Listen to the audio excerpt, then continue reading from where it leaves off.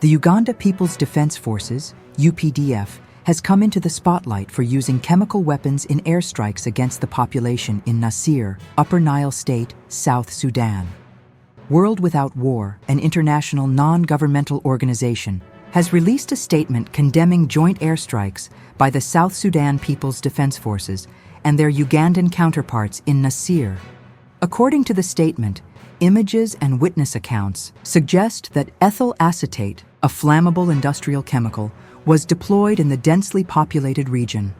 Mr. Edward H. Carpenter, the director of World Without War and a former UN peacekeeper in South Sudan, reiterated his concerns about the use of chemical warfare. "I am deeply concerned by the use of chemical incendiary weapons by the governments of South Sudan and Uganda," Carpenter stated, adding that the actions of the South Sudanese government and their Ugandan allies not only push the country toward full-scale civil war, but also constitute a war crime. The chief of the Uganda People's Defense Forces, General Muhoozi Kainerugaba, recently stated that the Uganda Special Forces, an elite unit of the UPDF, had entered South Sudan to protect the capital, Juba.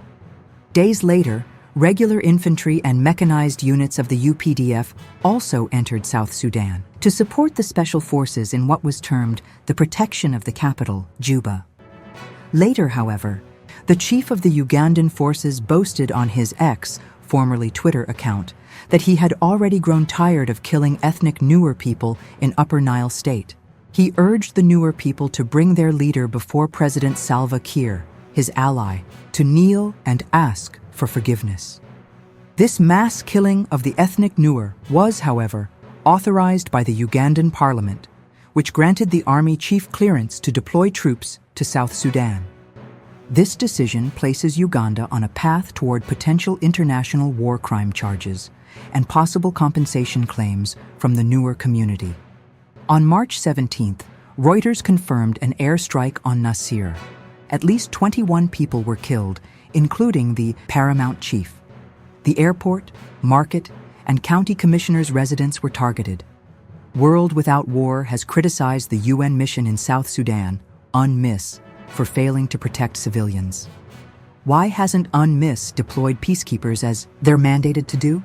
asked Carpenter, a former UNMISS chief of plans and policy.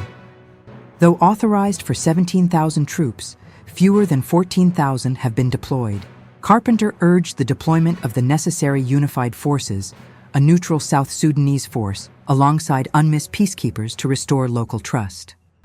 "The United Nations must investigate this attack on civilians and demand accountability," he said, calling on South Sudan to ratify Protocol 3 of the Convention on Certain Conventional Weapons. So what do you think about Uganda's use of chemical weapon against the Nuer people, who may be legitimately demanding their rights from the government of South Sudan? Keep those comments coming as we continue to keep you updated on this unfolding situation in Africa's youngest republic.